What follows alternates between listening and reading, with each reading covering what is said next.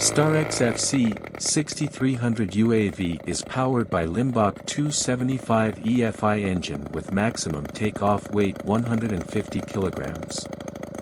It can be upgraded by Limbach 288 EFI heavy fuel engine, LID 290 EFI heavy fuel engine, or QRS 312 EFI heavy fuel engine. Being an airborne platform, the system can carry low-altitude satellite transceiver or mini industrial or military pod for cargo transport, tactical reconnaissance.